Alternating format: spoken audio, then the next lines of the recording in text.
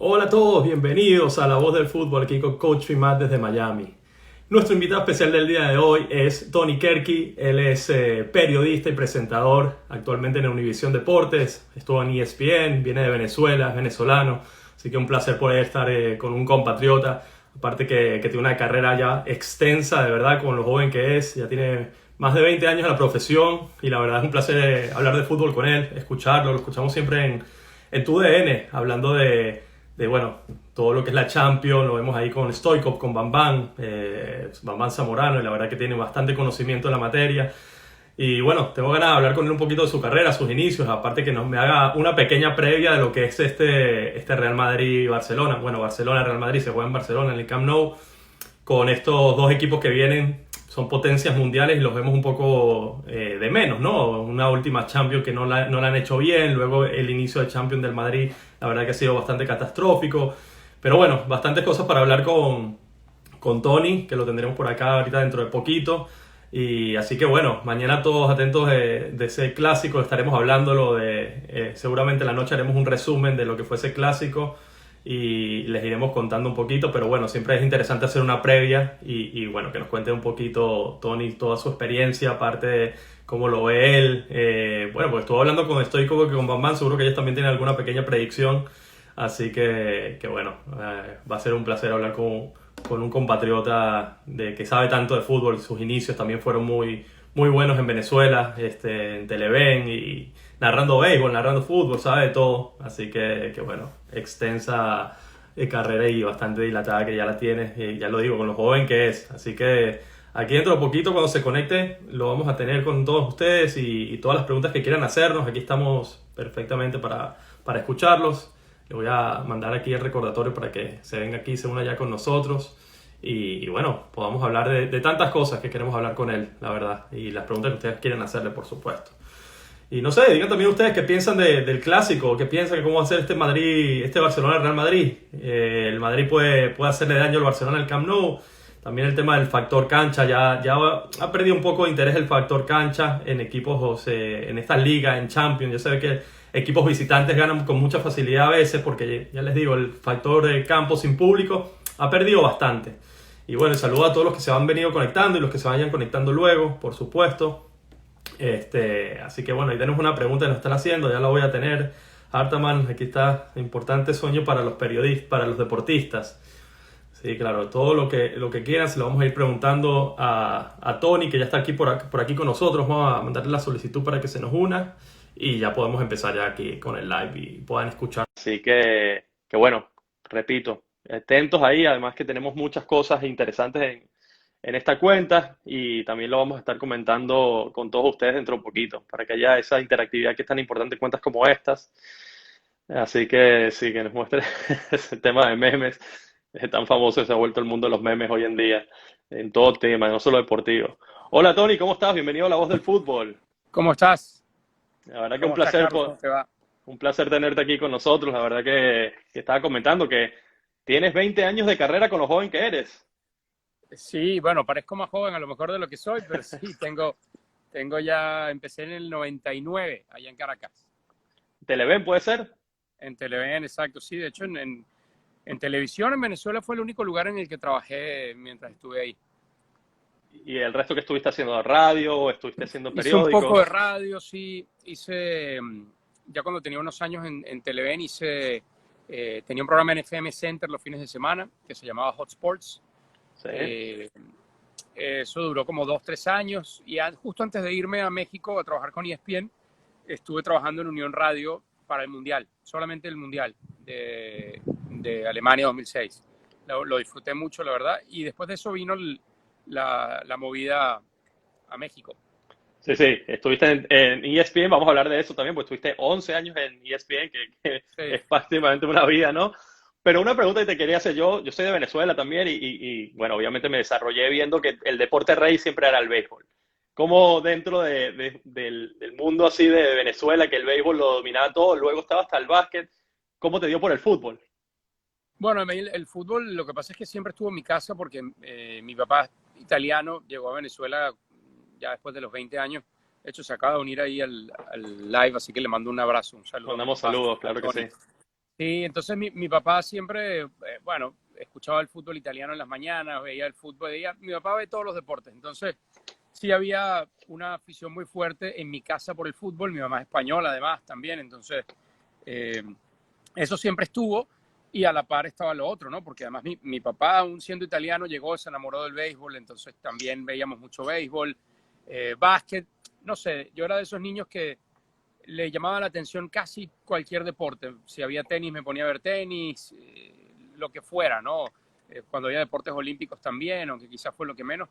Pero sí, el fútbol estuvo siempre presente y por eso fue como la meta que yo me tracé a la hora de pensar en trabajar en periodismo deportivo, era ligado al fútbol, ¿no? Claro que sí. O pregunta obligada, ¿de qué equipo de béisbol eras? Yo de los Leones del Caracas. Bueno, está bien, estamos bien ahí porque cuando diste Unión Radio, ahí también escuchaba yo los partidos de los Leones, entonces, bueno, Sí, bien, bien, claro, claro, claro. bien saberlo. Tony, ese paso que te das para irte a México, te das una cadena como ESPN, bueno, que mundialmente conocida, ¿cómo llegó esa oportunidad de irte para México a, bueno, cambiar de vida totalmente, claro? Bueno, llegó, la verdad, un poco de la nada, un poco imprevisto, porque yo no, digamos, sí tenía la meta y la intención en algún momento de probar suerte afuera y, bueno, ESPN era como el top, ¿no? Es decir, Claro, pensar en trabajar en la cadena deportiva más famosa del planeta. Pero yo no había hecho nada para que eso se diera, digamos, no había tocado puertas, lo único que hacía era mi trabajo todos los días en Televen. Y tuve la fortuna de que ellos fueron a buscar a Venezuela un conductor para su noticiero Sport Center y también estaban buscando un reportero.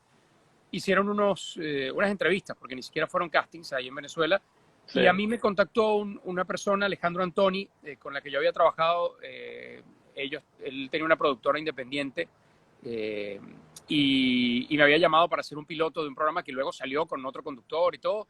Y habíamos quedado pues, con esa amistad. Y me llamó y me dijo, mira, tengo la gente de ESPN, yo los conozco porque les he hecho algunos trabajos, algunos reportajes que me han encargado aquí en Venezuela y me pidieron una lista de candidatos que pudieran ellos entrevistar para conducir su noticiero. Yo les di una lista, pero les dije que yo pensaba que la persona eras tú, etcétera, ¿no? Entonces me llamaron, hicimos la entrevista en Caracas, en el Hotel Tamanaco, y me llamaron para una segunda entrevista, no escuché el mensaje, se fueron, ya no los volví a ver, entonces wow, pensé que ya se había quedado un poquito en el olvido y yo justo en ese momento estaba haciendo el Mundial con Unión Radio, o estaba por hacer el Mundial con Unión Radio. Entonces me llaman después y me dicen, no, sí, nos gustó tu entrevista y queremos hacerte una prueba en el set de Sport Center. Entonces, wow, ya ahí era en claro. serio, ¿no? Ya ahí ya no era una conversación, sino era ir a visitar los estudios a hacer una prueba para el noticiero. Que además era un programa que yo había visto muchísimo, era una referencia, entonces entendía, y eso yo creo que me ayudó también, entendía mucho de qué iba, ¿no? El formato, la dinámica, hasta no sé, la línea que seguía, ¿no? En cuanto al Claro. delivery de la noticia y todo. Entonces, yo creo que eso fue positivo. Llegué, hice la prueba y me llamaron como al mes, más o menos, para hacerme una oferta y bueno, ya ahí era, Sí. vámonos, ¿no? La verdad que no lo dudé por la oportunidad que significaba. No, la verdad que sí. O sea, yo creo que todos los que, bueno, estábamos en Venezuela y también en Latinoamérica, creo que justamente SportsCenter nos nutría a todos de las noticias de que nos enterábamos todo tan inmediato como hoy en día, ¿no?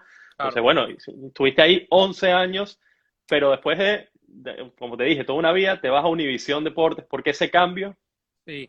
Bueno, porque a veces toda una vida es mucho, ¿no? Entonces, Claro, yo cumplí muchísimas metas y la verdad es que me llevé muchísimas alegrías profesionales en ESPN y bueno, las personales que me llevé por el hecho de haberme movido a otro país. Le tengo un cariño inmenso a México, que fue mi casa durante 11 años. Ahí nació mi primer hijo. Dejé amigos fantásticos para el resto de la vida. Pero en el tema profesional yo quería algo más y eso ya claro, no estaba pasando en ESPN. Entonces, hay veces que digamos, las metas de una compañía o los objetivos de una compañía no siempre se alinean con los tuyos. Y bueno, tú tienes que pensar, me encanta esta compañía, crecí viendo ESPN, pero lo que yo quiero para mi crecimiento no está acá. Entonces, tocó la puerta a Univision, me buscaron, sobre todo porque ellos estaban empezando una etapa de fútbol europeo que nunca habían hecho en el sí, canal. En ese momento era Univision Deportes, ahora es TUDN, y ellos siempre la fortaleza, y ha seguido siendo el fútbol mexicano, no habían como entrado de lleno en esa parte de fútbol internacional y sabían que yo tenía un background en ese aspecto y me buscaron. Entonces, para mí era ideal porque era algo que no podía hacer todas las veces que quería ni ESPN. Era muy Claro. difícil acceder a esas oportunidades y aquí las iba a tener. Entonces dije, bueno, vámonos, vamos a intentar otra cosa, vamos a probar algo distinto que siempre ayuda a refrescar. No, y tu DN se ha reforzado de una manera, pues está con Stoico, lo vemos, a Bambam Zamorano, Luis Omar Tapia, Diego Balado, o sea, la verdad que tienen un equipo. No, es un equipazo. Exactamente, bueno, los vemos en la Champions, en Europa League, o sea, los programas también que hacen Misión Europa. La verdad que tienen un complemento perfecto, o sea, uno y otro encajan a la perfección. Y la verdad que, bueno, la verdad que hiciste, me parece, en mi opinión, que hiciste bueno, muy bien, porque aparte te vimos viajando por la Champions el año pasado, ¿no? No esta última que terminó, sino la Sí, anterior. ¿Qué tal esa experiencia, estar viajando y que aparte con esos personajes tan importantes como es claro. Stoico, como Bambán y bueno, y los narradores que ya comentamos, ¿no? Sí, no, fenomenal, fenomenal. Mira, me tocó, por ejemplo, ahora no se pudo en Estambul por las circunstancias, Claro. pero me tocó en Madrid, que fue mi primera final de Champions. Bueno, compartir con Luis Omar y con Diego, con Luis Omar Tapia, Diego Balado, que tienen toda una vida haciendo partidos de Champions, compartir transmisión con ellos, estar ahí en la cancha, detrás de uno de los arcos, una experiencia que no había tenido, la verdad, oportunidad de vivir en ESPN y Claro. que acá se ha repetido mucho, porque además me tocó ir a hacer otras coberturas de Champions en partidos de fases de grupo, para reportajes especiales, hemos ido a hacer sorteos a UEFA, a Nyon. Entonces sí, y lo que decías, ¿no? El poder tener compañeros que fueron leyendas, que fueron glorias. Mira, me tocó estar en Nápoli, me tocó estar en la ciudad de Nápoles con Risto para el partido Napoli-Liverpool, empezando la fase de grupos de la edición pasada de la Champions. Ahí, comiéndome una pizza con Risto, ¿no? Un Claro. tipo balón de oro, un fenómeno que además en lo personal es un fenómeno también, es un tipazo. Eso, compartir esas cosas, tenerlo ahí a tu costado y preguntarle cosas, que te cuente cuántas veces jugó en ese estadio, las veces que se enfrentó a lo mejor a Diego Maradona, no sé, mil cosas, ¿no? Bam Bam, que es otra persona fantástica y además una leyenda, ¿no? Un tipo que Sí, sí, fue por supuesto. Pichichi con el Madrid, campeón de Liga, que jugó con el Inter, ganó una Copa UEFA, jugó con Ronaldo, jugó con Roberto Baggio, y Bam Bam te cuenta muchas cosas, te comparte muchas cosas. Entonces, incluso para el aprendizaje, es fenomenal, ¿no? Porque tienes otro contacto con el deporte que no podrías tener de otra manera, ¿no? No, por supuesto, y justamente lo estás comentando. Yo ayer estaba viendo justamente Misión Europa y estaba hablando del CSKA y decía, bueno, ¿y cuántos goles habían marcado? Y decía, no, ciento y pico. O sea, es que estabas hablando una leyenda y es impresionante. Y lo que decías de Luis Omar y Diego Balado, creo que todos crecimos en Venezuela escuchándolos narrar los Champions en ESPN, partidos de liga, o sea que la verdad que, bueno, es espectacular esa trayectoria bueno, que ya estás tomando y que te estás nutriendo de grandes profesionales y bueno, y tú también ya estás aportando lo tuyo, por supuesto, que es bastante y que ya te digo, me encanta escucharte y bueno, una de las ideas es porque quise traerte aquí a la voz del fútbol. Pero yo quiero saber, porque he vivido en Madrid, he estado cerca cuando hubo la Champions, pero ¿cómo es vivirla dentro del estadio? Una final como la que se vivió, o sea, ya más allá de las personas que te complementaban ahí dentro, ¿no? ¿Tú cómo lo Sí. viviste como experiencia? No, espectacular. Madrid, además, es una ciudad, yo también he tenido oportunidad de estar varias veces y Madrid es una ciudad fascinante que tiene todo. Es una ciudad que tiene realmente todo, que además vive el fútbol con mucha intensidad. Eh, Ese estadio ese día, bueno, obviamente estaba dividido, ¿no? Rojo de un lado, blanco del otro. A mí me tocó estar del lado donde estaba la afición del Tottenham. Y bueno, el estadio hervía, la verdad era una cosa tremenda. No fue el partido más brillante, es cierto, y Sí, además empezó de una manera súper extraña con ese penal tan pronto que termina ejecutando Salah, y en ese arco estaba yo, por cierto. Y bueno, nada, el ambiente es espectacular porque además yo creo que en la Champions, el tema, sabemos los que hemos crecido viendo fútbol y adorando el fútbol y apasionados por el fútbol, que no hay otra cosa como el Mundial, ¿no? claro. Porque además el hecho de que sea cada 4 años, el hecho de que involucre representar a tu país, yo creo que eso es el top, ¿no? Pero esto es algo que junta a veces a equipos todavía mejores, a estrellas todavía más impresionantes que a veces no tienen la oportunidad o difícilmente van a jugar una final de Copa del Mundo con sus selecciones. Y aquí lo hacen, ¿no? Entonces, ver a ese Liverpool, por ejemplo, que en ese momento creo que no había otro equipo que jugara mejor al fútbol, en una final con tantas historias que había de lado y lado, ¿no? El hecho de Mauricio Pochettino, un técnico que con poco había hecho mucho en el Tottenham, ese mismo Liverpool que un año antes había sufrido una final terrible contra el Real Madrid. Y hay una cosa que tienen estos eventos, que es que en el caso de UEFA especialmente, que se cuida hasta el último detalle. Entonces, primero da gusto vivirlo, disfrutarlo, pero además da gusto trabajarlo, porque así como tienes unos límites muy claros de qué puedes hacer y qué no puedes hacer, por ejemplo, en el campo, y que tienes que respetarlos, porque si no estás fuera. Por supuesto. Eso también te lleva a que la experiencia laboral sea mucho más agradable, ¿no? Porque sabes que las reglas se siguen. Entonces, vas a tu conferencia de prensa, sabes que tienes un turno para preguntar, estás ahí atrás, sabes lo que puedes hacer, sabes lo que no puedes hacer. Y el ambiente en Madrid fue espectacular. El estadio, para quien no haya tenido oportunidad de ir, yo no había ido. Claro. Me tocó ir al Wanda para esa final, y curiosamente unos meses después me tocó el primer partido de la Champions para el Atlético de la temporada siguiente contra la Juve, y ahí fue diferente porque lo viví con la afición del Atlético, que además es una afición que es otra ruidosísima, que se mete con el rival. Entonces sí, esa experiencia fue fantástica, la de la final de Champions en Madrid, y si Dios quiere la repetiremos el próximo verano en Estambul. Ojalá, eso significaría que ya las cosas están muchísimo mejor. Darle saludos a todos los que se están conectando, Jorge de Alessandro también, que está pasando por aquí. Tony, te quería preguntar, ¿cuál fue tu referente profesional? Porque normalmente me imagino que uno va agarrando algunas pinceladas de algunos profesionales. ¿Tú tuviste algún referente profesional para la hora de dedicarte al periodismo? Sí, bueno, uno aprende de todos eventualmente, y además lo rico de esto, lo espectacular de esto es que luego te consigues a esa gente en el camino y te toca ser compañero, ¿no? Yo, por ejemplo, en Venezuela, en aquella época no había, cuando te hablo de aquella época, te hablo de finales de los 90, cuando yo estaba terminando la carrera en la Universidad Católica Andrés Bello, no había realmente una manera de estudiar formalmente periodismo deportivo, y una de las pocas vías que había era una especie de curso de fin de semana, creo que era un fin de semana, 2 fines de semana que organizaban Edgardo Bronner y Daniel Chapela. Yo estuve en ese curso con otros compañeros, con Carlos Suárez, que además sé que estuvo contigo aquí en La Voz del Fútbol, con otra gente que nos hemos ido cruzando en el camino. Si no recuerdo mal, estaba ahí Efraín Sabarce, hoy periodista de béisbol. Bueno, muchos, ¿no? Y la generación anterior también hubo gente que hoy se sigue dedicando a esto. Me tocó después en Televen, curiosamente, ser compañero de Daniel Chapela en transmisiones de Eurocopa, si no recuerdo mal, de una Copa América también. Hoy en día eso, ¿no? El ver el trabajar con Luis Omar, con Diego, que los escuché también por mucho tiempo. Entonces, en aquella época realmente Daniel era uno, por ejemplo, un tipo muy, muy preparado y muy abocado a 2 cosas que creo que hace muy bien, como analista de partidos de fútbol, como narrador.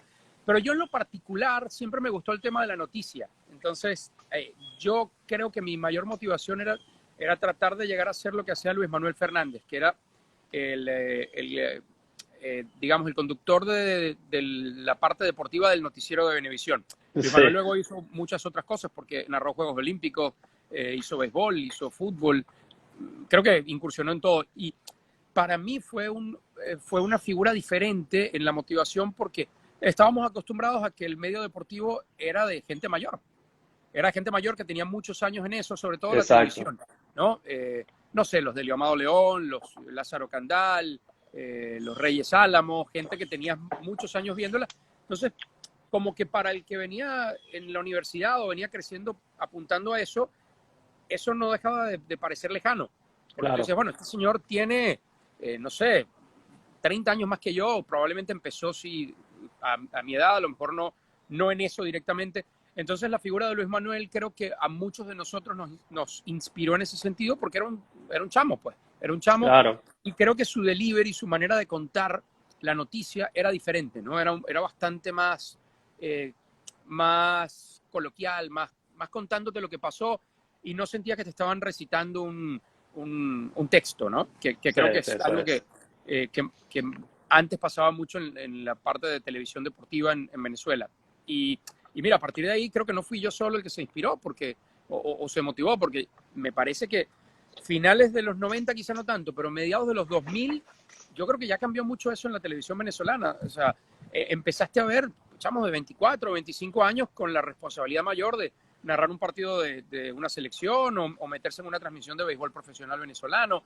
Claro. Yo creo que la figura de Luis Manuel ayudó mucho a eso. No, la verdad que sí, que aparte lo estamos viendo ya también en todo el mundo cómo cambió eso, cómo se ve mucha más, obviamente se compagina la veteranía y la gente joven con ganas de comerse el mundo, como muchas veces se llaman, bien preparados también, por supuesto. Y yo te quería hablar, Tony, justamente estamos hablando un poquito de la Champions, para tocar un poquito también temas de actualidad. ¿Tú realmente ves al Bayern tan intratable? ¿Tú crees que el Bayern hay manera de meterle mano a ese equipo? Porque la verdad que lo hemos visto, que yo tenía mis dudas contra el Atlético de Madrid. Yo pensaba que el Atlético de Madrid le iba a hacer mucho más partido, y la verdad que vimos que bueno, lo arrolló prácticamente 4-0 y la verdad que pudo ser más también.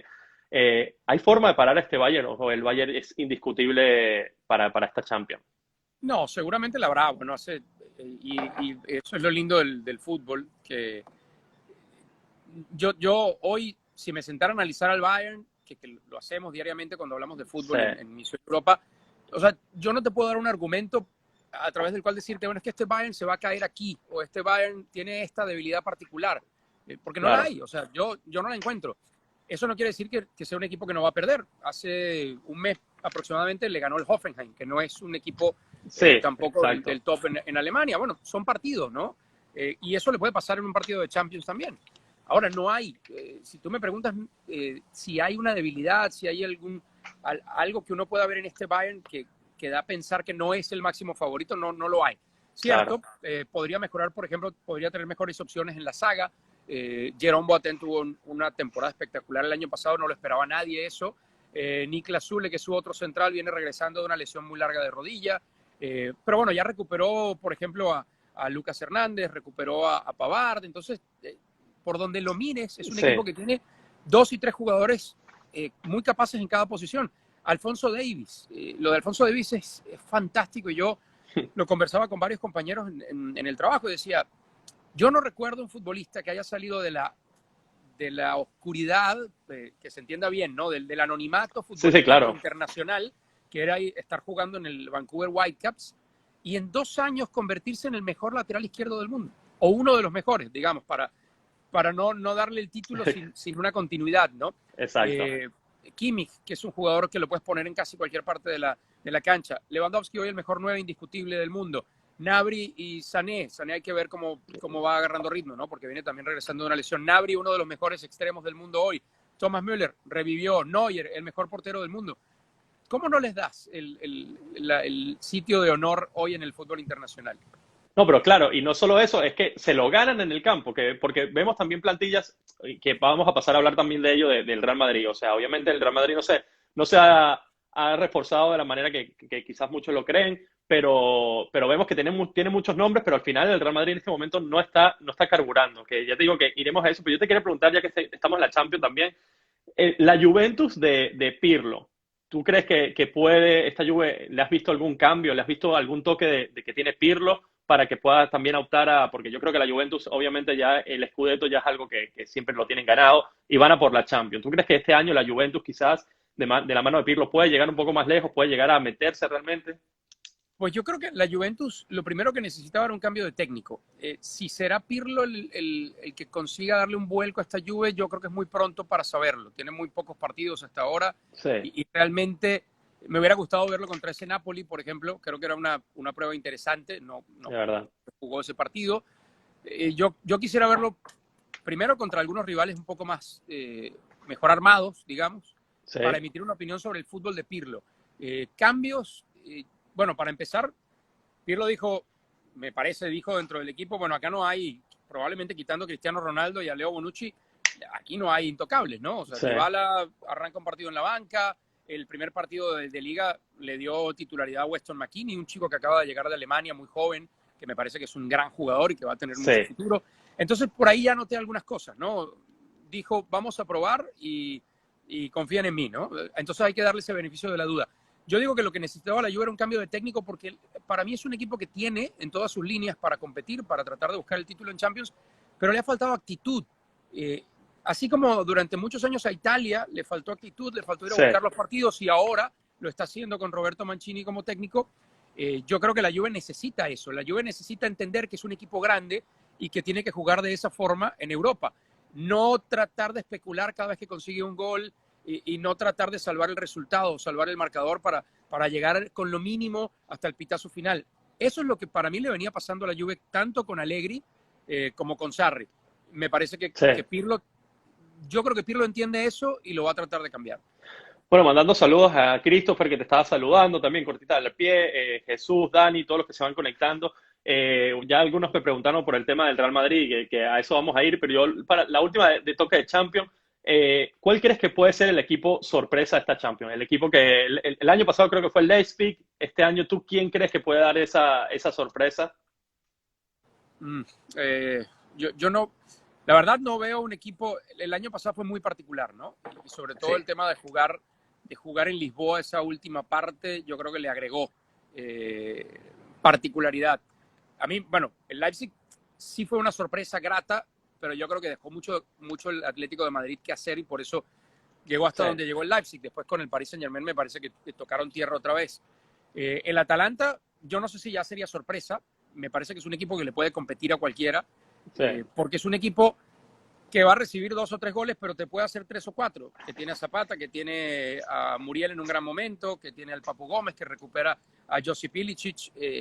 Me parece que en cuanto a plantilla es un equipo vulnerable en el fondo, pero que no tiene problema porque va hacia el frente siempre, entonces te puede hacer mucho daño. No sé si califica como sorpresa porque ya lo fue al meterse Claro, hasta donde es fue verdad. la edición pasada. Yo creo que puede llegar más lejos, me parece. Pero yo no veo que en semifinales se vaya a meter ningún equipo extraño. No veo un Lyon y no veo un Leipzig como pasó la edición pasada. Me parece que ¿Y un son demasiado Sevilla? potentes. No creo. El Sevilla me parece un muy buen equipo, pero si revisamos los años anteriores, no sé, 10 años antes, nos podemos ir y casi todos los equipos que ganan la Champions tienen a un súper crack en sus Sí. filas. Lo tuvo el Madrid durante muchos años, el Liverpool lo hizo con Salah, con un Van Dijk que en ese momento era el crack del momento, Sí. con por supuesto Firmino, Mané, en la ocasión más reciente lo tenía el Bayern en Lewandowski, pero tenía tal equipo que ni siquiera hizo falta que Lewandowski se volviera loco, ¿no? No, por supuesto que Entonces, no. yo creo que para ganar este torneo tienes que tener un jugador diferente. Tienes que tener un Messi, un Cristiano, tienes que tener un Salah, y al Sevilla no lo veo en ese renglón. Lo veo teniendo un muy buen equipo, ganó con mucha justicia la Europa League, además venciendo equipos importantes como el Manchester Sí. United, como el Inter. No lo veo ahí. El Inter me decepcionó en su primera presentación, a ver ahora cuando le toque jugar contra el Shakhtar, pero es uno de esos equipos que yo aspiraría a que se meta lejos, a que llegue lejos por la plantilla que tiene, pero todavía tiene mucho que probar. Entonces, si me preguntas, yo creo que entre los últimos 4 no va a haber ningún equipo extraño. Me gustaría ver cómo evoluciona el Chelsea, porque creo que ya traía una muy buena idea. Sí. Se han adaptado bien sus 2 principales fichajes, que fueron Havertz y Werner, y creo que es un equipo con mucho potencial. Bueno, seguimos saludando. Juan José, Sergio, también Hartaman me pidió que te saludara. Aquí seguimos con Tony. Y quiero pasar un poquito al Madrid-Barça, que se juega mañana, que obviamente es el clásico que eclipsa el fútbol mundial. Obviamente siempre hay muchos partidos muy interesantes, pero bueno, sabemos que el clásico da para más. Quizás un clásico que viene en horas bajas para los dos grandes de fútbol de España. Yo no sé cómo tú estás viendo, vamos a empezar con el Real Madrid. ¿Qué crees que le está sucediendo al Real Madrid? Porque 2 tropiezos de esa magnitud seguidos, aparte en la Champions, en casa, contra el Cádiz en la Liga y contra el Shakhtar, con un Shakhtar que venía con 6 titulares que no podían jugar más allá de otras bajas que por supuesto tenía. ¿Qué le está pasando al Real Madrid, Tony?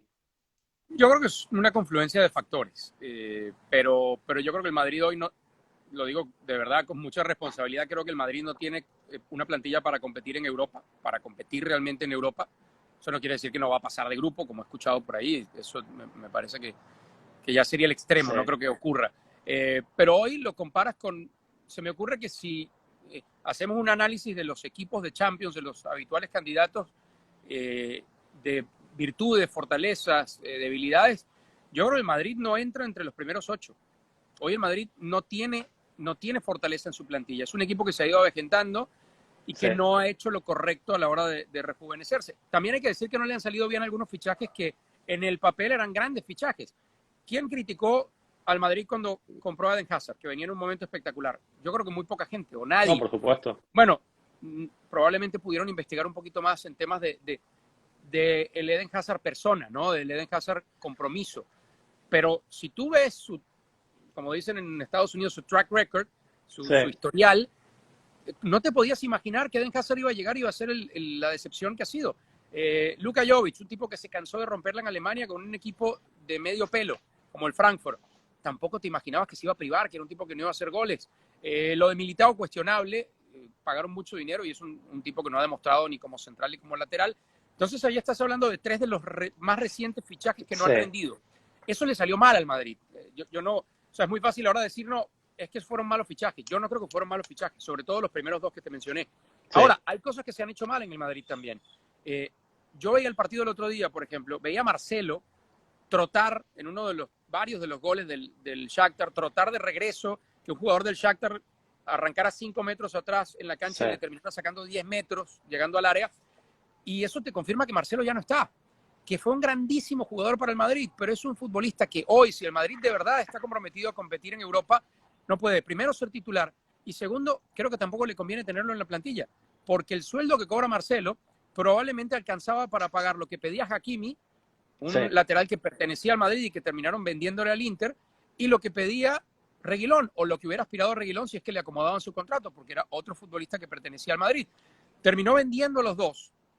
Con Reguilón al menos tiene una opción de recompra, con Hakimi no.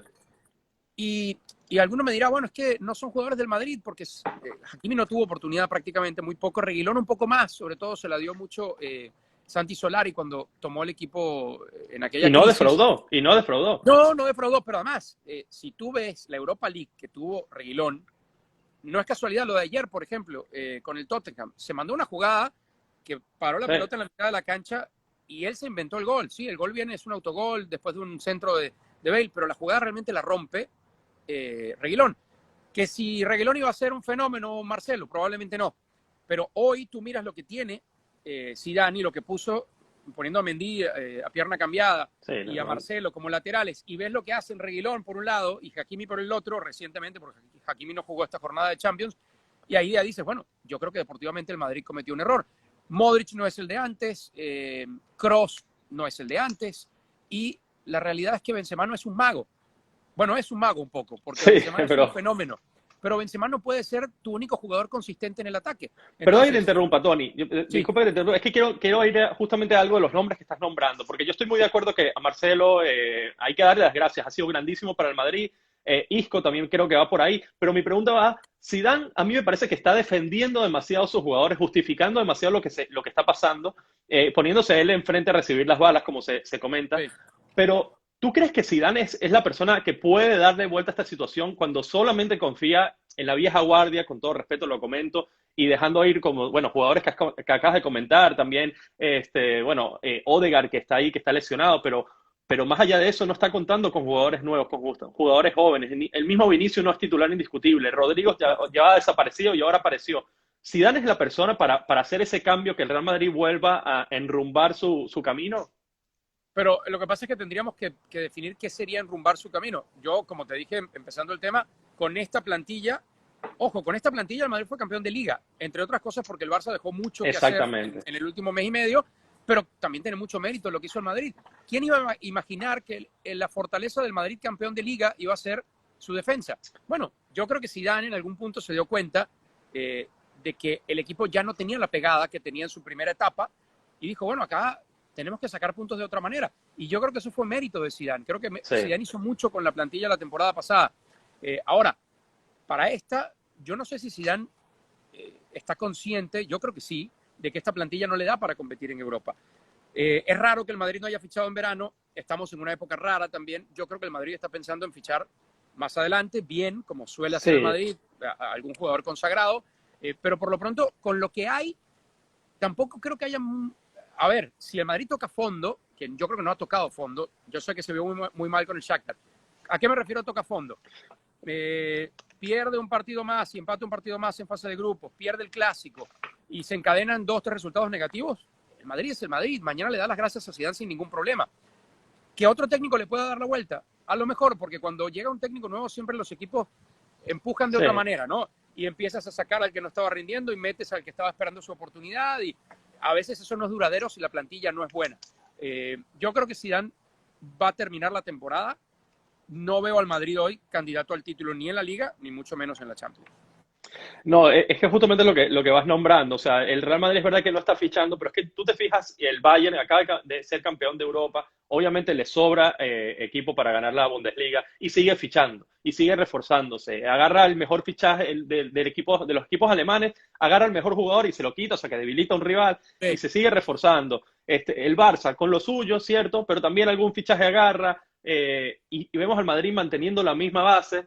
Entonces, claro, yo creo que lo que pasa es que yo también creo que la suerte que está teniendo el Real Madrid, suerte entre comillas, que no está en un Bernabéu con 80.000 personas, que yo creo que ya no hubiesen soportado más lo que se vio contra el Shakhtar. Yo creo que en el descanso, yo creo que hubiese sido catastrófica la pitada que hubiese sido.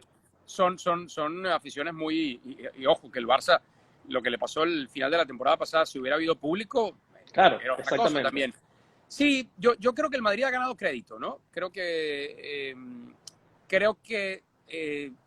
pedir cabezas a estas alturas me parece que sería un poco exagerado, entendiendo que se ha visto muy mal contra el Cádiz y contra el Shakhtar se vio muy mal. Yo si fuera Zidane, tendría dos preocupaciones principales. Una, ¿quién más, además de Sergio Ramos en la defensa? Claro. Porque es curioso, cuando Varane está al lado de Ramos juega de otra manera. Cuando Varane tiene que ser el líder, y ya le pasó en aquella vuelta de octavos de final contra el City, algo le pasa. No sé si son nervios, si es presión, no juega igual. Los laterales, para mí Marcelo no puede estar más. Mendy es la opción que tiene por la izquierda, Carvajal por la derecha, pero Carvajal se ha vuelto un jugador muy propenso a las lesiones en los últimos años. Razón por la cual menos entendí la venta de Hakimi, porque no tienes más futbolistas. Odriozola ha regresado, hay que ver si le va a dar oportunidad. Entonces, yo me preocuparía por la defensa y me preocuparía porque alguien tiene que mostrar consistencia acompañando a Benzema. ¿Qué pasó con Asensio, que era el supercrack? También. Vinicius y Rodrigo te dan uno bueno y uno malo. Isco no existe. ¿Quién más? Adelante. Hazard no existe. Entonces, no hay mucho. No, es que tienes la razón. Entonces, por desgracia, creemos que los que son de Real Madrid van a vivir un año de transición prácticamente, porque no creo que es lo que tú dices. Yo no lo veo peleando por los títulos, tampoco por la Liga lo veo peleando. Y vamos a pasar al Barcelona, porque el Barcelona también está viviendo un año convulso con el tema de Messi, con el tema de que se han ido jugadores también claves, no tiene un delantero centro, que a Ansu Fati no le pueden recaer ahora toda la capacidad de gol no puede ser solo suya. Y no sé, ¿cómo ves tú el Barcelona? Lo veo menos mal que el Madrid. Me parece que el Barça hoy tiene una mejor plantilla, increíblemente, porque hablamos de que el año pasado tenía una plantilla corta. Sí. Las cosas no se hicieron bien, eso está claro, y además se siguen haciendo mal, porque ahora hay un presidente que sabe que se va a ir y está haciendo 1000 cosas para cuadrar las cuentas que involucran renovar a futbolistas por muchos años con la idea de negociar que se bajen el sueldo ahora y pagarles más al final de esos contratos. Pero bueno, eso es una vergüenza porque es un presidente que sabe que se va y le está heredando un equipo hipotecado al que venga. Pero bueno, eso es en el tema directivo. En el tema deportivo yo no lo veo mal. No es tampoco un equipo brillante como era en temporadas anteriores. Esa última sensación de Champions ante el Ferencváros, hay que decirlo, fue positiva. Yo creo que fue positiva sobre todo porque se involucraron muchos, ¿no? Porque marcó Coutinho, porque marcó Ansu Fati, porque apareció Dembélé dejando buenas cosas.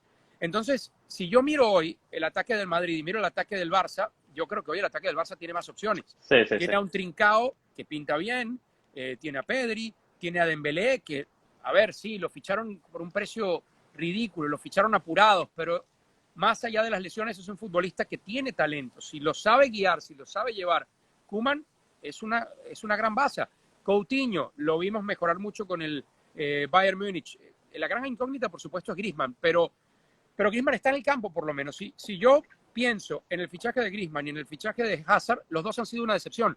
Uno está todos los días en el campo, entonces hay más chance de que eventualmente muestre su verdadera cara a otro que ni siquiera está en la banca. Entonces, en la parte del ataque lo veo mejor. En la parte de la defensa tampoco ofrece demasiadas garantías. Lenglet y Piqué son la pareja titular. Piqué tiene 2 meses buenos, tiene 3 meses malos. ¿Quién más? Ahí detrás no hay mucha opción. Le ha dado chance al uruguayo Araujo. Se reforzaron en la lateral. Serginho Dest creo que está verde todavía, pero Sí, no es un mal fichaje. Y Alba, cuando se recupere, es un excelente lateral izquierdo. Y en la mitad tiene opciones. Yo creo que si Koeman empieza a alternar un poco, que Busquets no sea un titular indiscutible, independientemente de su nivel, como ya pasó en este partido de exacto. Champions, que puso a Pjanic, que puso a De Jong. A mí me gusta. Creo que hoy está mejor que el Madrid. Entonces, porque mucha gente está preguntando cuántos goles le va a meter el Barça al Madrid. Yo no sé si, o sea, obviamente la tendencia es que manejan los dos equipos son distintas, sobre todo si nos basamos en el último partido, pero los clásicos son diferentes. Tony, tú te mojas para este clásico. ¿Cómo lo ves? ¿Quién crees que va a ganar? Sí, a ver, los clásicos, el cliché es que son partidos diferentes, pero es cliché por algo, porque es verdad, porque muchas veces vienes con un equipo que anda mal y otro que anda muy bien y el resultado e incluso el fútbol en ese clásico te muestran otra cosa. Sí, Tienen algo especial los clásicos que a veces es tan difícil de vaticinar cómo se van a jugar. Yo por lo deportivo que he visto, me parece que el Barça parte con ventaja. Parte con ventaja porque tiene a Messi. Siempre eso es una ventaja. Y el Madrid hoy no tiene un futbolista de esa calidad. Tiene a Benzema, que es lo más cercano que puede sí. tener.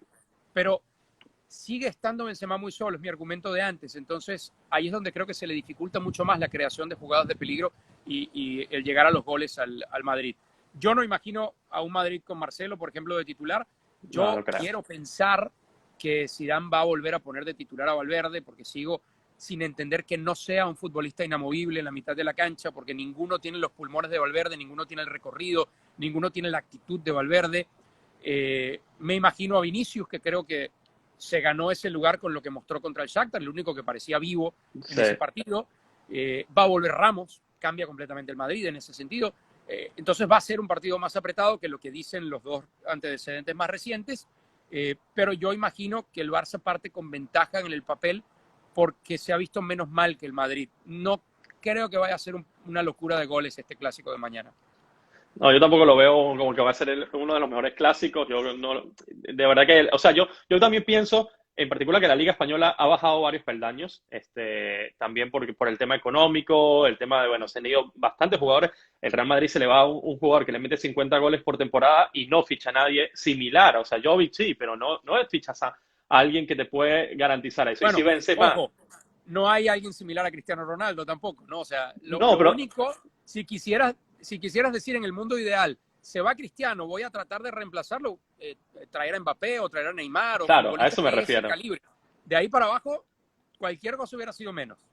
Lo que pasa es que es cierto que el Paris Saint-Germain no necesita el dinero, entonces es fácil decir, no se va ninguno, ni Neymar, ni se va Claro. Mbappé. Pero es cierto que el Madrid dejó ir a Cristiano porque no le mejoró, está bien, tiene su política de salarios, la entiendo, pero bueno, no puedes dejar el equipo tan a las manos de Benzema, que sabemos que Benzema nunca fue un goleador y la mejor temporada con el Madrid creo que la hizo el año pasado. Y si Benzema no iguala esos números, ¿dónde están los goles del Real Madrid? Porque mucho más en ataque no se fichó, entonces, bueno, es lo que hay. Te preguntan, Tony, que cuál es tu equipo preferido. No sé si tienes un equipo y lo dices. No tengo, fíjate, temprano en el live me preguntabas del béisbol en Venezuela. Creo que el único equipo del que he sido aficionado, que escuchaba los juegos por radio y tal, era de los Leones del Caracas. Crecí yéndole mucho a la Juve por mi papá y hasta aquella Copa de Europa, la última que le ganaron al Ajax, 96, puede Recuerdo ser. esa final. Bueno, yo estaba en la universidad y sí, me acuerdo que tenía un amigo que tenía un televisor portátil. Los que son de mi edad para arriba saben que existían los televisores portátiles porque antes no había Sí. smartphones.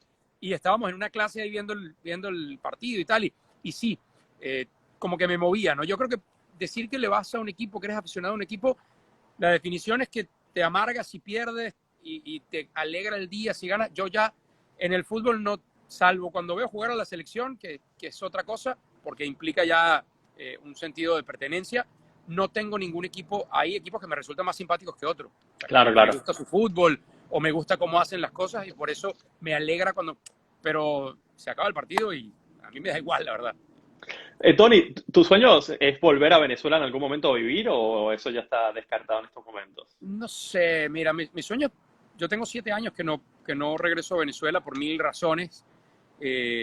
Mi sueño es poder volver a estar tranquilo en Venezuela, a ir a Venezuela, para empezar a que mis hijos conozcan el país de sus papás.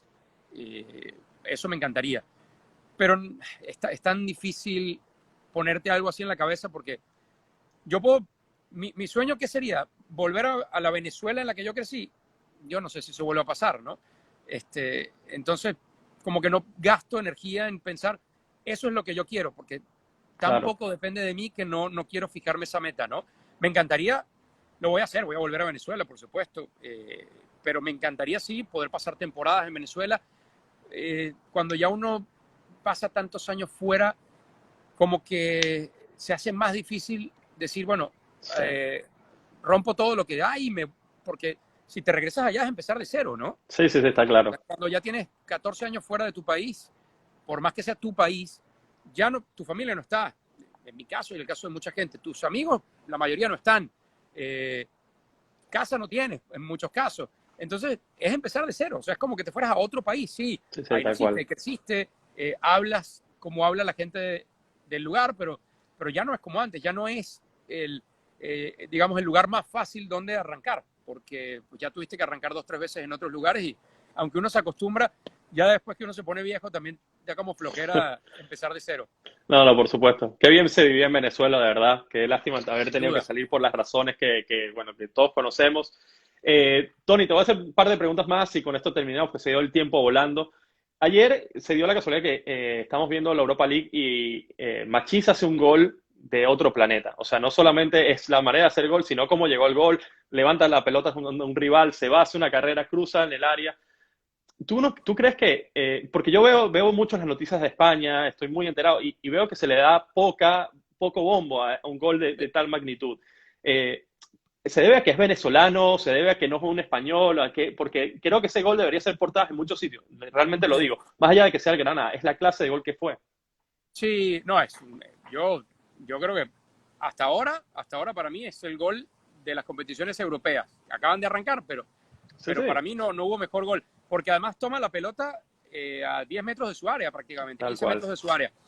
Sí, yo creo que influyen muchas cosas. Uno, jugar en el Granada y no en un equipo, ya ni digamos Madrid o Barça, no en un Sevilla, no en un Valencia, equipos que siguen teniendo otro peso mediático. Eso por un lado.